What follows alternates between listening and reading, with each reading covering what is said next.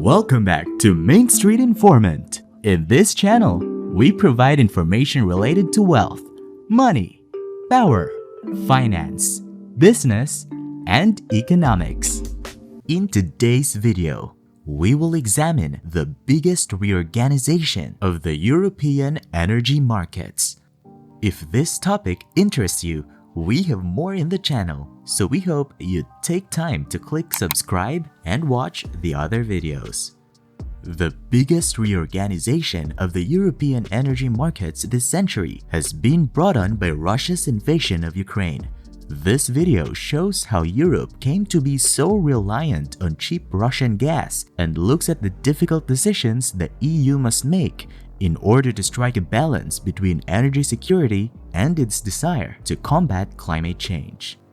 For many years, Russia was a major supplier of the gas that powers much of Europe's energy and heat. Russia started reducing the amount of gas it delivered to Europe after sanctions were put in place as a result of its invasion of Ukraine. Gas and energy prices have skyrocketed as a result across the continent. 90% of the gas that the European Union or EU consumes is imported, with Russia accounting for around 45% of this. For many years, having access to cheap Russian gas that flows directly into Europe through multiple pipelines was a beneficial arrangement. Then, in May, the pipeline's owner, the state-owned Gazprom firm in Russia, started shutting off. Early in September, the crucial Nord Stream 1 pipeline, which runs 1,200 kilometers or 745 miles under the Baltic Sea and has historically provided about one-third of the gas exported by Russia to Europe, was shut down permanently due to, according to Gazprom, malfunctions and a defective turbine. This particularly alarmed politicians, businesses, households, and the stock market. Outside of Russia, there is a widespread belief that the reports of repairs are false, and that Russia is intentionally shutting off supplies as retaliations for Europe's sanctions imposed after it invaded Ukraine. A significant portion of Europe's gas supply came from Russia prior to the conflict. After supplies were reduced, this number has now decreased to 9%. Prices typically increase when there is not enough of something to meet demand.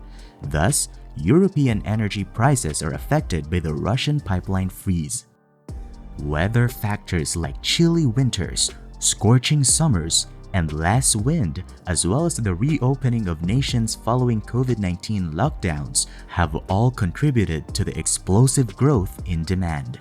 And the opposite has occurred, with supply decreasing rather than increasing to satisfy these demands.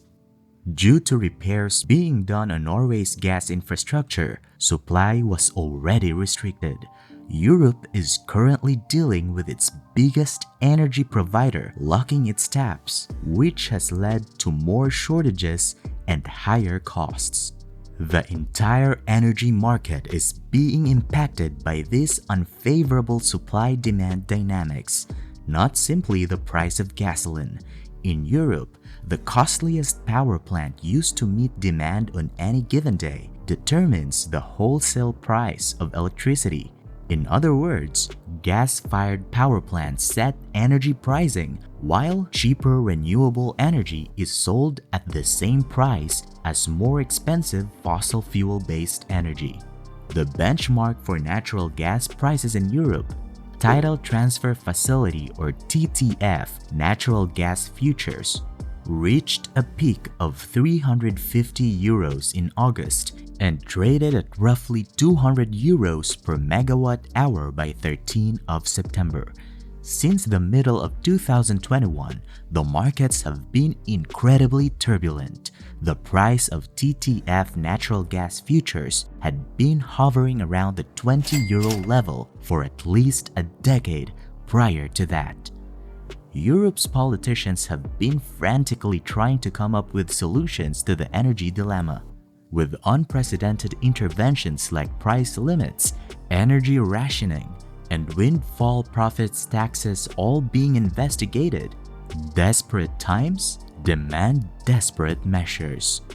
These plans, despite being somewhat divisive, as well as encouraging indications that nations all around the continent have been amassing respectable reserves, caused the price of TTF natural gas futures to decline from its peak in August.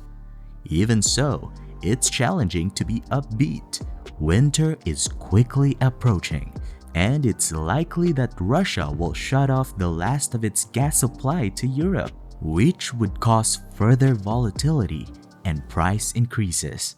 The United States has been sending Europe record volumes of gas. However, there are certain issues with this approach. According to reports, the United States is already operating at a maximum capacity, and inadequate infrastructure makes it difficult to deliver the gas to the proper locations. This is due to the fact that gas must be converted into liquid natural gas before it can be transported from the United States to Europe, which calls for specialized cold storage facilities. The fate of European households and businesses would be sealed if current prices persisted or worsened. Without a significant interventions or change of heart by Moscow, Europe may be in danger of seeing blackouts, homes without heat, shutdowns in the manufacturing sector, and a major recession. In order to combat the sharply rising costs of natural gas and electricity, European nations are considering a variety of actions, including restricting energy prices, lowering taxes, assisting the poor, and lowering the temperature in public buildings. Energy ministers from EU nations gathered to discuss new strategies to combat rising prices. EU nations have tasked the EU Commission with creating legislation that restricts low-cost power providers' earnings, benefits fossil fuel firms, caps the price of natural gas, lowers electricity consumption, and gives energy businesses liquidity.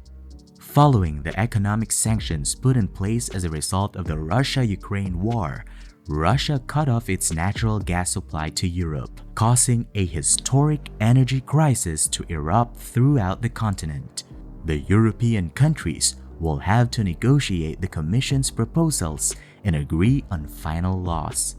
Diplomats from some states are optimistic that deals could be struck at a meeting of European energy ministers on September 30, 2022.